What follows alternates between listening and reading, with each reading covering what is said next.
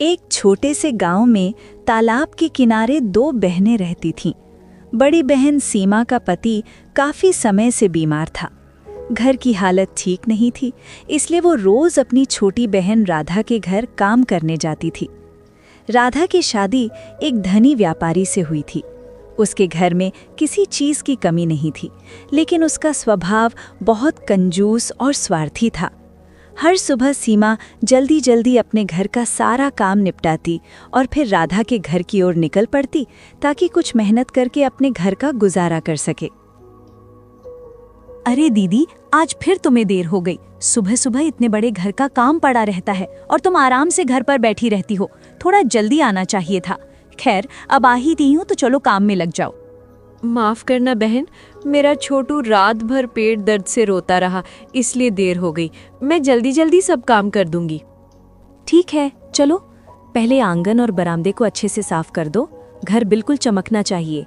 उसके बाद रसोई में जाकर सारे बर्तन धो देना। और हाँ, काम बिल्कुल ठीक से होना चाहिए। सीमा तुरंत काम में लग जाती है।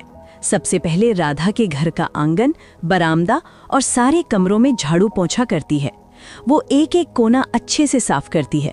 फिर बर्तन धोने बैठ जाती है। उधर राधा आराम से बैठकर चाय पीती रहती है। अच्छा सुनो, सारे काम तो तुमने कर ही दिए हैं। अब ये चावल रखे हैं, इनमें से अच्छे दाने अलग कर दो। टूटे हुए चावल और कचरा अलग कर देना। मेरे घर में सिर्फ अच्छे चावल ही बनते हैं, समझी? और फिर जल्दी से रसोई में जाकर दोपहर का खाना भी बना देना। सीमा चुपचाप बैठकर चावल साफ करने लगती है। फिर रसोई में जाकर खाना बनाने लगती है। वो अपने मन में सोच रही होती है कि राधा ने कहा था कि वो पैसे तो नहीं देगी, लेकिन रोज के काम के बदले अनाज देगी। सीमा को उम्मीद थी कि इन चावलों में से उसे भी थोड़ा अच्छा हिस्सा मिलेगा। राधा, जैसा तुमने कहा था, मैंने अच्छे चावल और टूटे हुए चावल अलग अलग कर दिए हैं। तुम देख लो। सारे काम खत्म करने के बाद सीमा अपने घर लौटने लगती है। तभी राधा उसे आवाज देकर रोक लेती है। रुको दीदी, ये लो ये टूटे हुए चावल।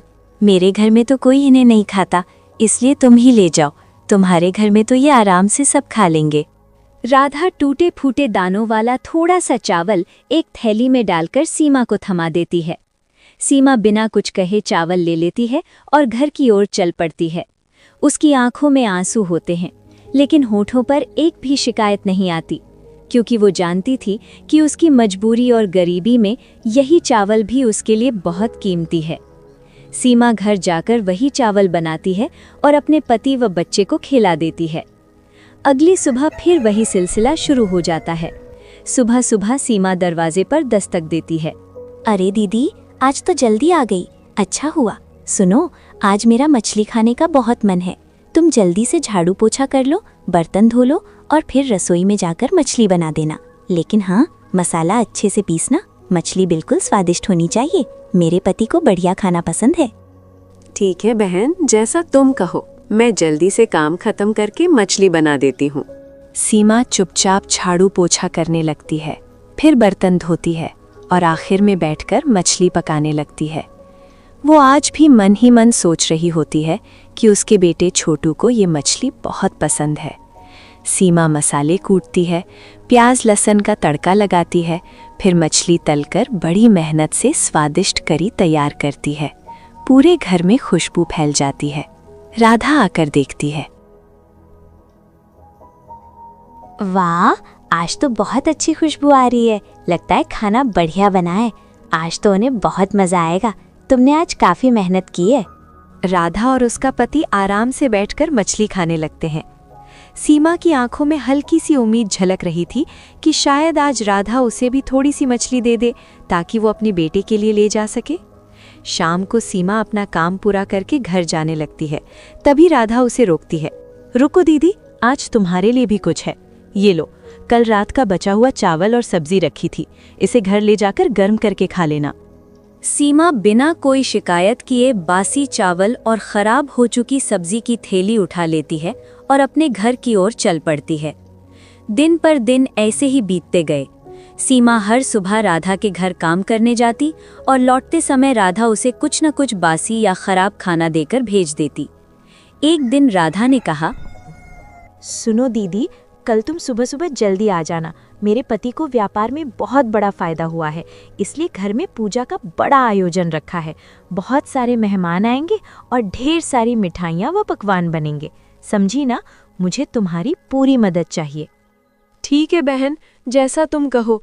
मैं कल सुबह जल्दी आ जाऊंगी और पूरा काम मेहनत से करूंगी। अगली सुबह सीमा जल्दी उठकर अपने घर का सारा काम निपटाकर निकल रही थी कि तभी उसका बेटा बाहर आ गया। माँ, आज तुम इतनी सुबह सुबह कहाँ जा रही हो? मौसी के घर तो तुम रोज बाद में जाती हो, फिर आज इतनी जल्दी क्यों? सीमा ने प्यार से कहा। बेटा, आज तेरे मौसी के घर बड़ा आयोजन है। तेरे मौसा को व्यापार में बहुत लाभ हुआ है, इसलिए वहाँ पूजा रखी गई है। बहुत सारे मेहमान आएंगे और ढेर सारी मिठाइयाँ और पकवान बनेंगे, इसलिए मुझे आज जल्दी जाना पड़ रहा है।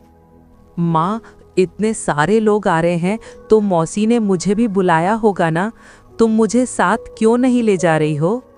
अरे बेटा, तेरे पिताजी की तबीयत ठीक नहीं है। अगर तू मेरे साथ चला जाएगा तो वो घर पर अकेले रह जाएंगे।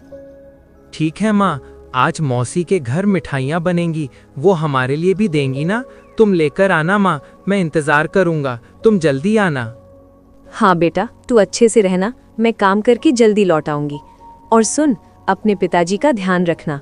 उनकी दवाइयाँ खिड़की के पास रखी हैं, समय पर दे देना। सीमा अपने बेटे को समझाकर वहां से निकल जाती है। उसके मन में ये बात चल रही थी कि उसकी बहन ने पूरे गांव को बुलाया, लेकिन उसे एक बार भी नहीं कहा कि वो अपने बेटे को साथ ले आए। राधा के आंगन में खूब चहल पहल थी। बड़े बड़े बर्तन सज चुके थे, हलवाई भी आ चुके थे और तरह तरह के पकवान बन रहे थे। केसर बादाम की खीर, पूड़ी, कचौड़ी, पुलाव और मिठाइयों की खुशबू पूरे घर में फैल रही थी। पूरा घर मानो स्वाद की महक से भर गया था। अरे, तुम आ गई? चलो अब जल्दी जल्दी काम शुरू करो।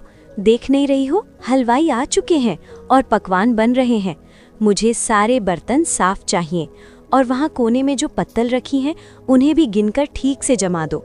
आज हमारे घर बहुत मेहमान आने वाले हैं, कोई कमी नहीं रहनी चाहिए।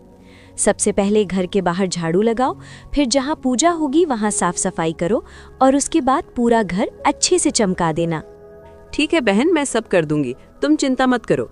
तुम्हें आज शिकायत का कोई मौका नहीं मिलेगा।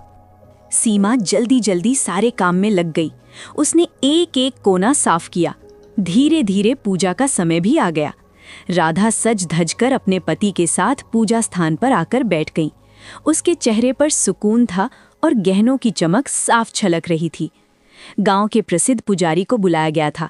पूरे विधि विधान से पूजा होने लगी। सारे मेहमान भी वहीं बैठे थे। कुछ समय बाद पूजा समाप्त हुई। फिर मेहमानों को बैठाकर पत्तलों में भोजन परोसा गया।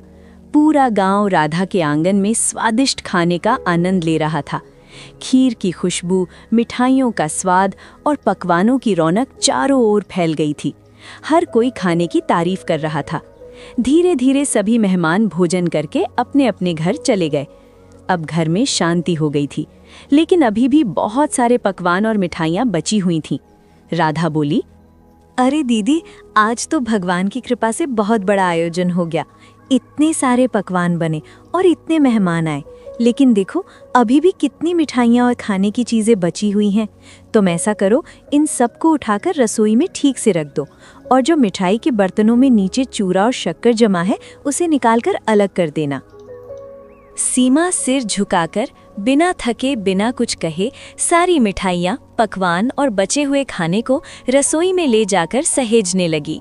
राधा अपने कमरे में एक पोटली लिए खड़ी थी। उसने सीमा को अंदर बुलाया। लो दीदी, ये तुम्हारे लिए है।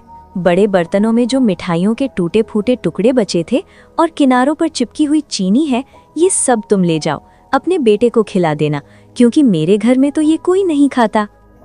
सीमा चुपचाप वो मिठाई के टुकड़े लेकर घर की ओर निकल पड़ी। उसने एक शब्द भी नहीं कहा। आज उसे समझ आ गया था कि उसकी बहन के दिल में जरा भी इंसानियत नहीं है। रोते रोते ठोकर खाते हुए सीमा जब जंगल के रास्ते से गुजर रही थी, तभी उसकी नज़र एक पुराने मंदिर पर पड़ी। गांव में मान्यता थी कि उस मंदिर की रक्षा स्वयं नाग देवता करते हैं और जो भी सच्चे मन से उनसे कुछ मांगता है वो खाली हाथ नहीं लौटता। हे नाग देवता, आज मैं आपके चरणों में आखिरी बार आई हूँ। अब मुझसे ये गरीबी और बेबसी सहन नहीं होती। रोज रोज के अपमान से मेरा दिल टूट चुका है। अगर आपको मुझ पर दया आए तो मुझे यहीं अपने पास बुला लीजिए, ताकि मेरा जीवन यहीं खत्म हो जाए। मेरा बच्चा अब और मेरी आंखों के आंसू ना देखे। आज भी वो मासूम मेरा इंतजार कर रहा होगा कि माँ मिठाई लेकर आएगी, लेकिन मैं तो बस ये शक्कर का चूरा और टूटे हुए टुकड़े लेकर लौट रही हूँ। मैं उसे क्या जवाब दूंगी? कह दूंगी कि तेरी माँ दूसरों के घरों में काम करती है और बदले में बस ऐसे ही टुकड़े लेकर आती है। हे नागदेव, अब मुझ पर दया कीजिए और मुझे यहीं अपने विष से मुक्ति दे दीजिए। सीमा की हर बात नागदेव तक पहुंच रही थी। उन्होंने सब कुछ सुना, लेकिन उसे डसा नहीं। उनकी आंखों में करुणा झलक रही थी। सीमा रोते रोते वहां से जाने लगी। तभी अचानक नागदेव के चारों ओर एक तेज प्रकाश फैल गया, मानो उन्होंने उसे आशीर्वाद दिया हो। जब सीमा अपने घर के बाहर पहुंची तो उसका बेटा दरवाजे पर बैठा उसका इंतजार कर रहा था। उसकी आंखों में चमक और चेहरे पर मासूम उम्मीद थी। माँ, तुम आ गई। देखो ना, मैं कब से तुम्हारा इंतजार कर रहा था। क्या तुम मेरे लिए मिठाई लाई हो? जल्दी से पोटली खोलो ना, मुझे आज मिठाई और पकवान खाने हैं। सीमा कांपते हाथों से पोटली खोलती है और तभी एक चमत्कार होता है। उस पोटली में ढेर सारी रंग बिरंगी मिठाइयाँ, लड्डू, जलेबी, पेड़ा, कचौड़ी और स्वादिष्ट पकवान भरे हुए थे। उसका बेटा खुशी से उछल पड़ा और मिठाइयाँ खाने लगा। हे भगवान, ये कैसे हो गया? मैं तो सिर्फ चूरा और शक्कर लेकर आई थी, ये सब कहाँ से आ गया? वो समझ ही नहीं पा रही थी कि ये कैसे हुआ। सीमा धीरे धीरे घर के अंदर गई और वहां का नजारा देखकर उसकी आंखें खुली की खुली रह गई। उसका घर सोने चांदी से भरा हुआ था। इतना ही नहीं, उसका बीमार पति जो महीनों से बिस्तर पर पड़ा था, अचानक उठकर खड़ा हो जाता है। उसके चेहरे पर चमक और शरीर में नई ताकत थी।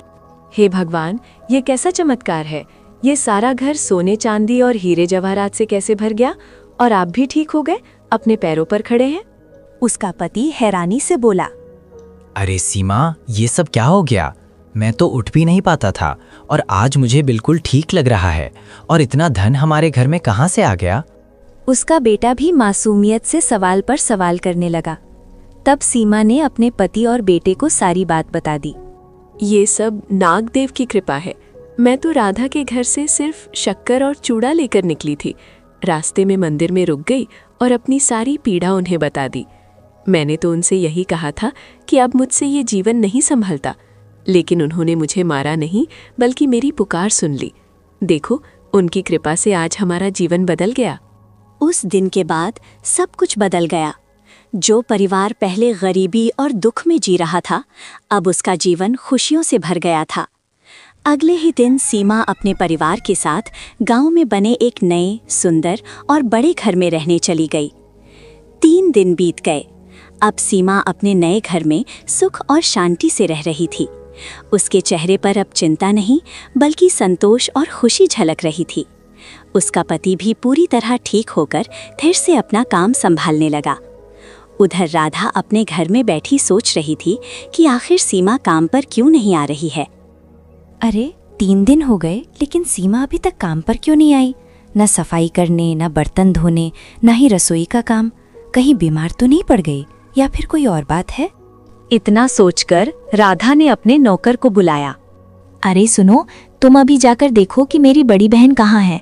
वो काम पर नहीं आ रही, जाकर पता लगाओ क्या बात है। नौकर तुरंत सीमा के घर की ओर चल पड़ा।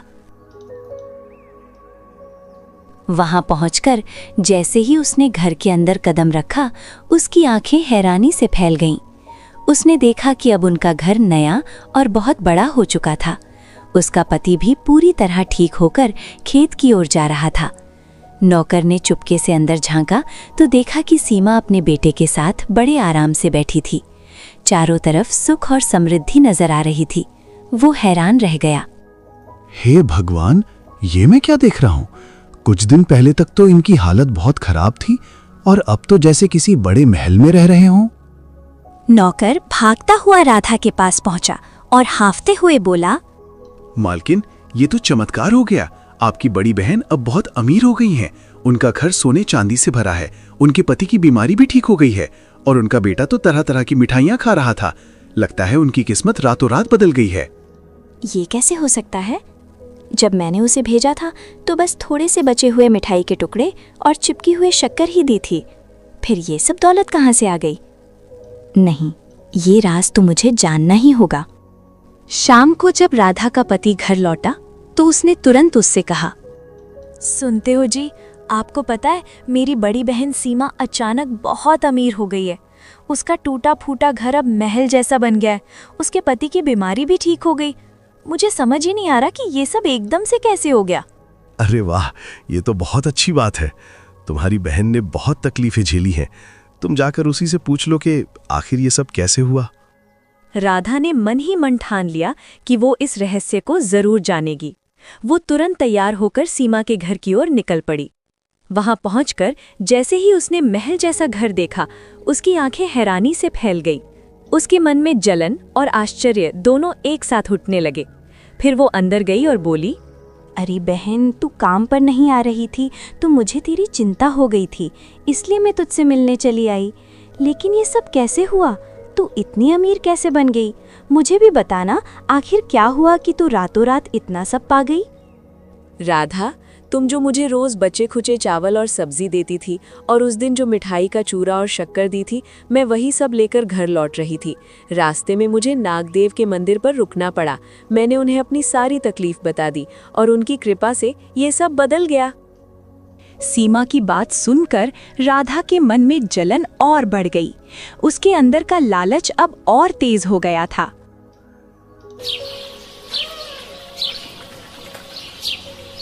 अगले ही दिन उसने ठान लिया कि उसे अपने बहन से भी ज्यादा अमीर बनना है।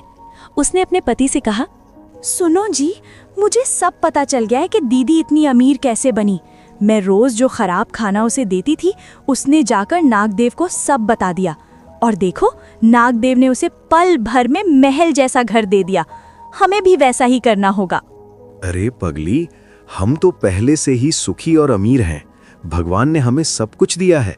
इतना लालच अच्छा नहीं होता। लालच हमेशा इंसान को बर्बाद कर देता है। नहीं, मुझे कुछ नहीं सुनना। वो मुझसे ज्यादा अमीर नहीं हो सकती। उसकी मेरे सामने कोई औकात नहीं थी और आज वो मुझसे आगे निकल गई। अब मैं भी वही करूंगी जो उसने किया। पति ने बहुत समझाया, लेकिन राधा पर लालच हावी हो चुका था। उसी दिन दोपहर में वो सीमा के घर पहुंची और झूठे आंसू बहाने लगी। दीदी, मुझे माफ़ कर दो। मैंने तुम्हारे साथ बहुत गलत किया। अब मेरे पति के कारोबार में भी परेशानी आ गई है। घर चलाना मुश्किल हो रहा है। मुझे अपने घर काम पर रख लो। जैसे मैं तुमसे काम करवाती थी, वैसे ही अब मैं काम कर लूँगी। अरे राधा, तू क्यों चिंता करती है? तू मेरी अपनी बहन है। बोल, मैं तेरी पूरी मदद करूँगी। नहीं दीदी, मुझे पैसों की मदद नहीं चाहिए। बस मुझे काम पर रख लो और बदले में खाना दे देना। ठीक है, अगर तेरा मन है तो आकर काम कर लिया कर। मुझे तुझसे कोई शिकायत नहीं है। सीमा दिल की बहुत साफ थी। उसने राधा की चाल समझ ली थी, फिर भी कुछ नहीं कहा और उसे काम पर रख लिया। अगली सुबह राधा सीमा के घर पहुंच गई।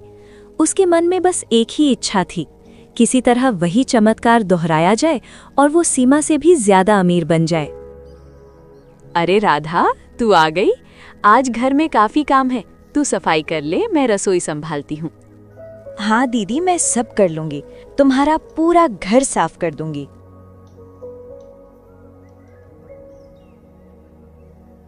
दिन भर काम करने के बाद जब शाम को घर लौटने का समय आया, तब सीमा ने राधा के लिए अच्छे अच्छे पकवान और मिठाइयाँ एक थैले में रखकर दी। ले राधा, ये ताज़ा गरम खाना और मिठाइयाँ अपने साथ ले जा। नहीं दीदी, मुझे वही देना जो मैं तुम्हें दिया करती थी। बासी, बचा खुचा और सूखा खाना। मैं तुम्हारा अच्छा खाना नहीं लूंगी। ये सुनकर सीमा चौंक गई, लेकिन राधा अपनी जिद पर अड़ी रही। आखिरकार मजबूरी में सीमा ने उसे बासी खाना ही दे दिया। राधा खुशी खुशी वो बचा खुचा खाना लेकर अपने घर लौट गई। अगले दिन फिर वही हुआ। राधा सुबह काम पर आई, दिन भर काम किया और जब जाने लगी तो सीमा ने फिर से ताज़ा खाना और मिठाइयाँ दी। लेकिन राधा ने फिर मना कर दिया और जबरदस्ती बासी और खराब खाना लेकर चली गई। दिन बीतते गए। राधा रोज काम पर आती और जाते वक्त जिद करके वही बासी खाना लेकर जाती। सीमा अब सोच में पड़ गई थी कि आखिर राधा ऐसा क्यों कर रही है। अब तो कई दिन हो गई दीदी के घर काम करते करते, अब मुझे भी वही करना होगा जो उसने किया था। मैं आज ही मंदिर जाऊंगी और नागदेव से वही कहूंगी जो दीदी ने कहा था, तब मैं उससे भी ज्यादा अमीर बन जाऊंगी। यही सोचते हुए राधा के कदम तेज हो गए। उसका मन लालच से भरा हुआ था। उसे ना अपने पति की बात सुनाई दे रही थी, न घर की चिंता थी। उसके मन में बस एक ही चाह थी, दौलत, सोना और शानो शौकत। इसे लालच में वो मंदिर पहुंच गई और नागदेव के सामने बैठकर जोर जोर से रोने लगी। हे नागदेव, मैं बहुत गरीब हूँ। मेरे जीवन में केवल दुख ही दुख हैं। मैं रोज अपनी बड़ी बहन के घर काम करने जाती हूँ, लेकिन वो मुझे कभी ताज़ा खाना नहीं देती, हमेशा बासी खाना ही देती है। आज भी उसने मुझे वही बासी खाना दिया। अब मुझसे ये जीवन नहीं सहा जाता, आप मुझे यहीं डस लीजिए। तभी मंदिर में एक भारी आवाज गूंज उठी। अरे मूर्ख स्त्री, तू लालच में अंधी हो चुकी है। तेरे दिल में अपनी ही बहन के लिए जलन भरी है। मुझे सब पता है। तुझे रोज तेरी बहन अच्छा और ताज़ा खाना देती थी, लेकिन तूने खुद ही जिद करके उससे बासी खाना लिया। नहीं नागदेव, ऐसा नहीं है, मैं सच कह रही हूँ। झूठ मत बोल राधा। तूने अपनी बहन से ईर्ष्या की, झूठ बोला और अब लालच में आकर मुझसे मौत मांग रही है। अगर यही तेरी इच्छा है तो मैं उसे पूरा करता हूँ। मुझे माफ कर दीजिए नागदेव, आप सही कह गए हैं। मैं लालच में अंधी हो गई थी, मुझे मत डसिए। ठीक है, मैं तुझे नहीं डसूंगा, लेकिन तेरे लालच का फल तुझे जरूर मिलेगा। मैं तुझे श्राप देता हूँ। तेरा आलीशान घर एक झोपड़ी में बदल जाएगा। तेरे घर का सारा सोना, चांदी, हीरे जवाहरात सब ईंट पत्थर में बदल जाएंगे। तू मेरे सामने गरीब बनकर आई थी ना, अब कुदरत तुझे असली गरीबी दिखाएगी। राधा रोती हुई वहां से भागी और अपने घर की ओर दौड़ने लगी। उसके मन में डर और पछतावा दोनों उमड़ रहे थे। जैसे ही वो अपने घर के पास पहुंची, उसकी आंखों से आंसू रुकने का नाम नहीं ले रहे थे। उसने देखा उसका घर अब एक टूटी फूटी झोपड़ी में बदल चुका था। सारे हीरे जवाहरात और धन दौलत ईंट और पत्थर बन चुके थे। उसका पति हैरान होकर बोला, अरे राधा, ये सब क्या हो गया? हमारा घर इस झोपड़ी में कैसे बदल गया? मुझे कुछ समझ नहीं आ रहा। बताओ, तुमने क्या किया है? राधा रोते रोते अपने पति को सारी बातें बता देती है। उसका पति गुस्से में बोला, मैंने कहा था ना राधा, लालच मत करो। आज तुम्हारी इसी लालच ने मेरी जिंदगी भर की मेहनत मिट्टी में मिला दी। तुम्हें अंदाजा भी है कि मैंने कितनी मेहनत की थी? पता नहीं मैंने कौन सा पाप किया था जो मेरी शादी तुम जैसी लालची औरत से हुई।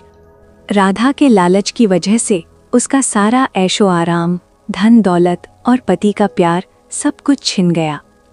इस तरह लालच और जलन में अंधी होकर राधा ने अपने ही हाथों अपनी जिंदगी बर्बाद कर ली।